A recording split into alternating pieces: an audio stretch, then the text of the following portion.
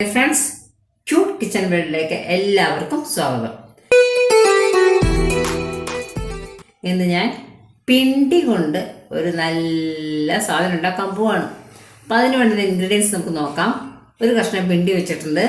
ഇത്രയും പിണ്ടി ഞാൻ എടുക്കലിൻ്റെ പകുതി എടുക്കുള്ളൂ. പിന്നെ കുറച്ച് മഞ്ഞൾപ്പൊടിയുണ്ട്, ഉലുവ പൊടിയുണ്ട്, ഉലുവയും ഉണ്ട്, പിന്നെ മുളക് പൊടിയുണ്ട്, ഒരു ചെറിയ കഷ്ണം ഇഞ്ചി, 2 പച്ചമുളക്, ഒരു 3 അല്ലി വെളുത്തുള്ളി ചെറുതാണെങ്കിൽ കൂടുതലെടുക്കാം, കുറച്ച് കറിവേപ്പിലയുണ്ട്, കായം, ഉപ്പ്, എണ്ണ എന്ന് വെച്ചാൽ നല്ലെണ്ണ. ഇത്രയും സാധനങ്ങൾ നമുക്ക് ആവശ്യമുണ്ട്. നമുക്ക് നോക്കാം അല്ലേ എന്താണെന്ന്. ഫ്ലെയിം ഓണാക്കി ഞാൻ ചട്ടി അടുപ്പത്ത് വെച്ചിട്ടുണ്ട്. അതിലേക്ക് കുറച്ച് നല്ലെണ്ണ ഒഴിക്കണം. നല്ലെണ്ണ, ജിഞ്ചിലി ഓയിൽ, എള്ളെണ്ണ എന്ന് പറയും, ഇത് ഒഴിക്കുകയാണ് ഞാൻ. കുറച്ച് കൂടുതൽ വേണം.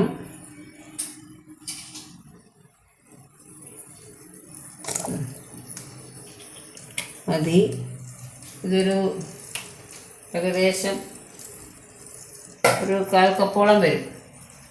അതിലേക്ക് ഞാൻ ഉലുവ ഇടുകയാണ്. ഒരു 3-4 ഉലുവ എടുത്തിട്ടുണ്ട്.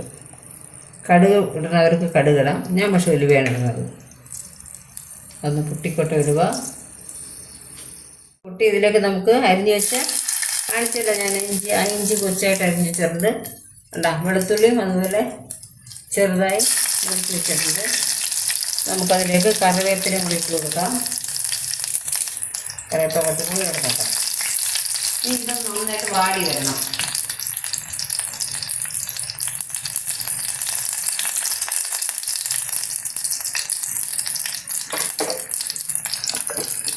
ഇതിലേക്ക് പച്ചമുളക് അരിഞ്ഞത് ഇടുകയാണ്. പച്ചമുളക് തെറിച്ച്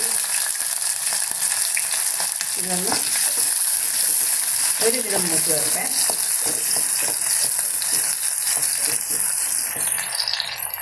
ഇനി നമുക്കിതിലേക്ക് ഇത്രയും മതി. ഇനി ഇതിലേക്ക് നമുക്ക് നമ്മൾ അരിഞ്ഞ് വെച്ചിരുന്ന ആ പിണ്ടി അത് ഇട്ട് കൊടുക്കുകയാണ്.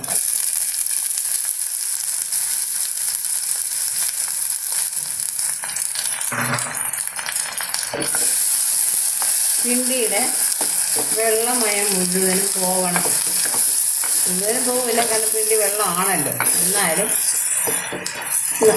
ചെറുതായിട്ട് 2 മിനിറ്റ് നമുക്ക് ചായിട്ടുണ്ട്. നമുക്കിതിലേക്ക് കുറച്ച് ഉപ്പിട്ട് കൊടുക്കാം. ഉപ്പ് നോക്കാൻ ഇട്ടിട്ട്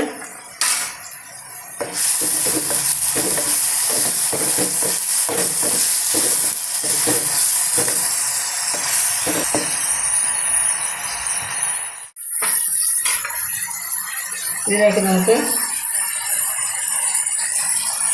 ഉലുവാപ്പൊടി കുറച്ച്, മുളക് പൊടി ആവശ്യത്തിനിടാം. ഞാനിപ്പോൾ ഒരു 2 പ്രാവശ്യം ഇട്ടെങ്കിലും ഒരു സ്പൂൺ ഇട്ടിട്ടുള്ളൂ, ടീസ്പൂണ്. ഒരൽപ്പം മഞ്ഞൾപ്പൊടി,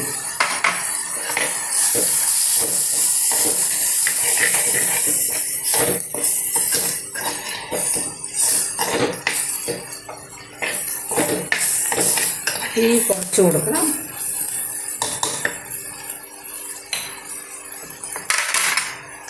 കായം പൊടി ഇട്ട് കൊടുക്കണം.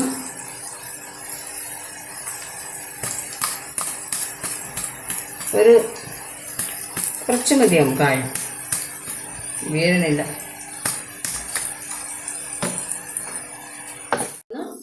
മൂടി വയ്ക്കാം. നമ്മളിപ്പോൾ തീ വളരെ ലോ ആക്കി ഇട്ടിരിക്കുകയാണ്. ഇനി അതൊന്ന് വേവട്ടെ കുറച്ച് നേരം. നമുക്കത് നോക്കാം.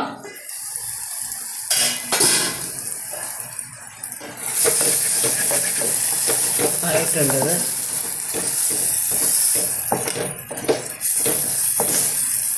ഉപ്പൊക്കെ നോക്കാം നമുക്കിപ്പോൾ.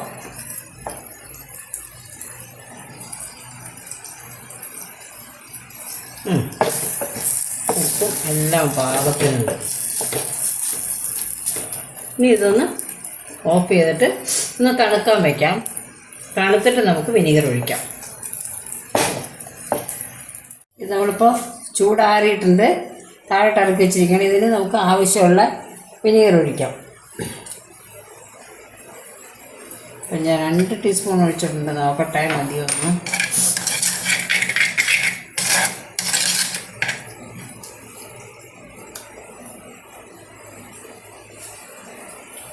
കുറച്ചുകൂടാണ്.